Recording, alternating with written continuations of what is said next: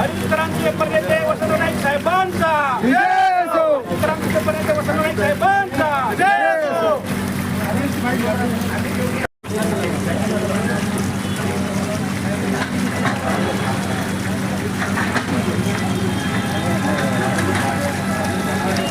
सर्वप्रथम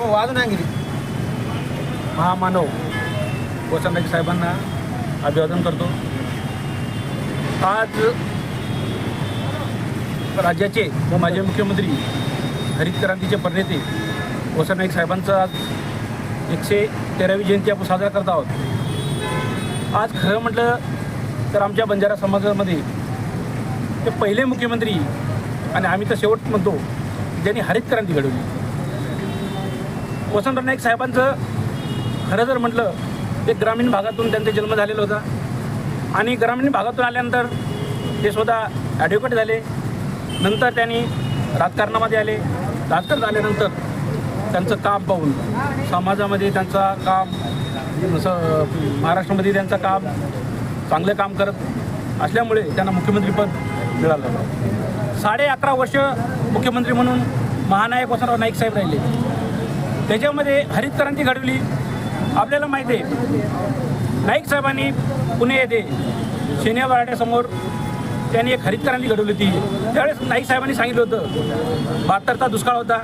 त्या दुष्काळामध्ये सर्व लोक अन्नधान्यापासून पुन्हा अन्नधान्य मिळत नव्हता, उपाशी राहायचे। त्यावेळेस मुख्यमंत्री वसंतराव नाईक साहेब असताना त्यावेळेस त्यांनी सांगितलं होतं महाराष्ट्राला 2 वर्षात अन्नधान्यापासून स्वयंपूर्ण नाही केलं तर मी ह्या ठिकाणी फाशी घेईन, हा शब्द नाईक साहेबांनी सांगितलेले आणि तेव्हापासून नाईक साहेबांनी ती हरितक्रांती घडवलेली आहे। आपण आज बघतो आजकालचे मंत्री लोक मुख्यमंत्री लोक गोरगरिबाला भेटत सुद्धा नाही।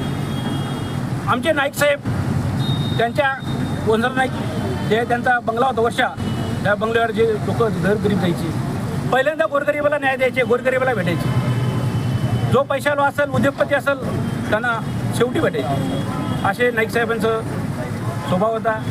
खरंच म्हटलं तर आज नाईक साहेब आमच्या समाजामध्ये आमच्यासाठी एक दैवत आहेत आणि आम्ही त्याचं फार मोठं आम्हाला असं वाटते नाईक साहेब आज असायला पाहिजे होतं। कारण आज बंजारा समाजाचा जे बी नेते आहेत ते बंजारा समाज स्वतःसाठी जगणारे लोक आहेत, समाजासाठी जगणारे लोक नाही आहेत। समाजकारणातले लोक असतील, राजकारणी लोक असतील, स्वार्थी लोक झालेले आहेत।